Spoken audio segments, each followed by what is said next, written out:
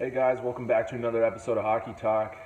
I've been waiting kind of this week to see how everything developed with the draft coming up and figuring out just a lot of stuff going on with Marian Hossa and his allergy, pseudo-retirement, and I've heard a ton of different conflicting information on what it means for the Hawks cap. So I thought, you know what, I'm just going to wait this week out, and then maybe after the draft I'll have some stuff to talk about. But stuff is going crazy today. So I thought I'd at least talk about a few of the different things.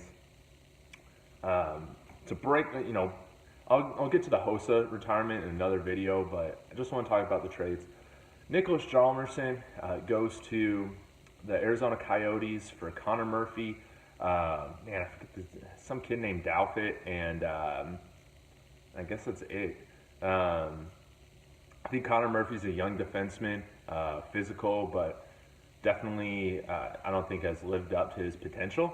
So I don't know. It sucks because Hjalmarsson, he's younger than Keith, he's younger than Seabrook, and he plays a mean defensive game. But he also helps run the power play. So it's really sad to see him go, and really disappointing. I was honestly a little surprised that we didn't get more value for him.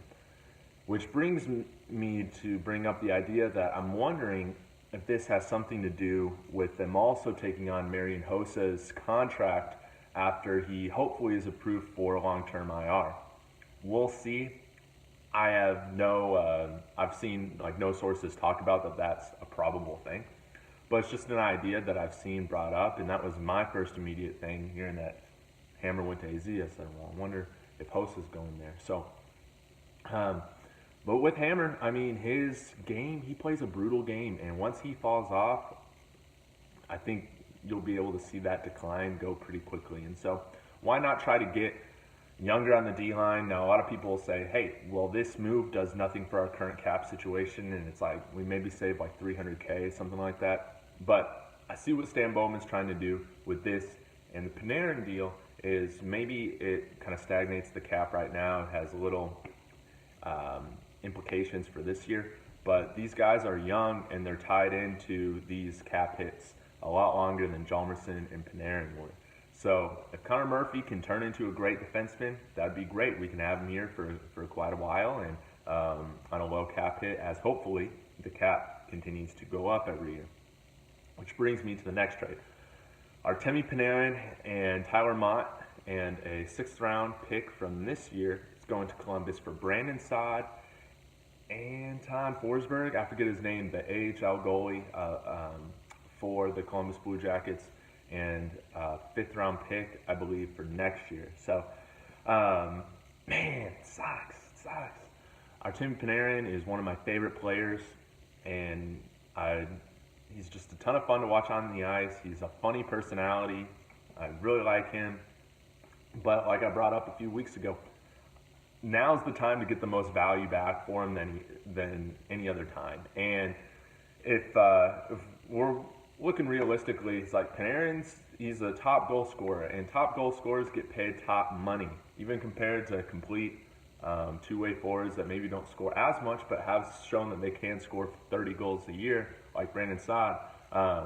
In 2 years, we weren't going to be able to keep Panarin anyways, not with Kane and Taves still on the cap. I don't know, I just don't believe it would happen. So we got the most value for him that I think we ever could, which is getting a solid player like Brandon Saad back. And people are forgetting, Brandon Saad, he's only 24. He's younger than Panarin by 3 years. And he's signed for another 4 or 5 years, I think. So we have him locked into a long-term deal. We can't afford him right now, which is great, and into the future we can. And he's not going to make us break the bank immediately to keep him. So, and like I said, I think what made Panarin expendable was the fact that I think Kane really plays well with anyone he's paired up with. We did need someone.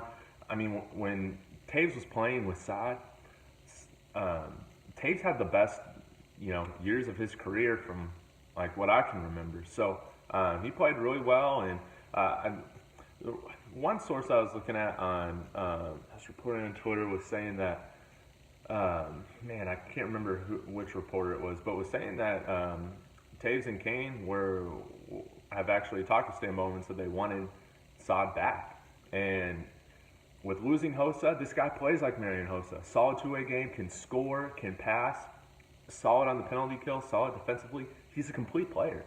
And it broke my heart when he was traded. I was still thinking about that a few weeks ago, how my heart has never sunk as low as it has when Brandon Saad was traded. And, that was an ugly thing.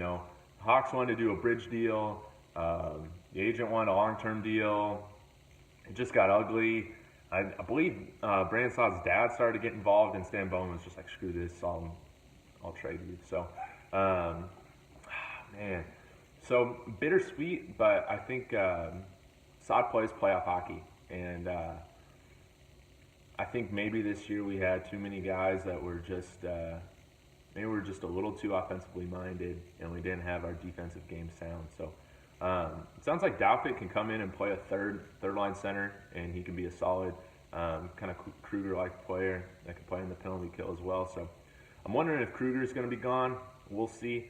Another thing I think that made Panarin expendable was, prospect like DeBrincat coming in. He's extremely skilled. His hockey IQ is very high. Incredibly talented passer and scorer. And I think he could fit well on a second line. But we'll see. I mean, I think the first line will probably be Taves, Panik, Saad. We can slide Schmaltz over there onto the second line with Kane and Anisimov. At this point, who knows if Anisimov's still going to be here. Maybe he gets shipped. I've heard, looked at rumors, where he might be going to Montreal for Galchenyuk.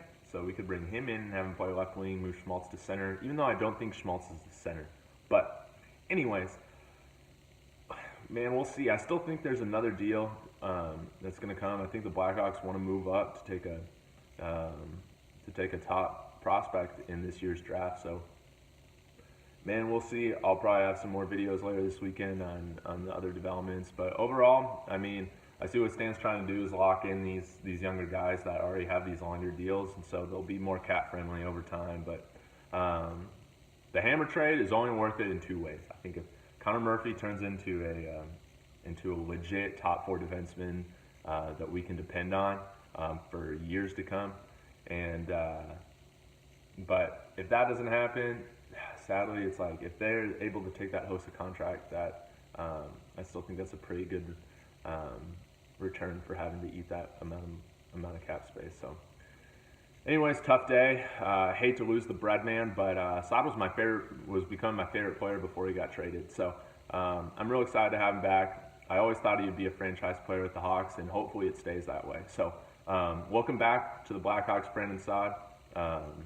We wish everyone who's getting traded a good career, and we welcome all the new players as well. So anyways, keep checking in with Hockey Talk, and I'll have another video on Marian Hossa later because he deserves his own video, and we'll have a video on what the Hawks decide to do in this weekend's draft. So we'll see how it goes, but thank you, and we'll see you next time.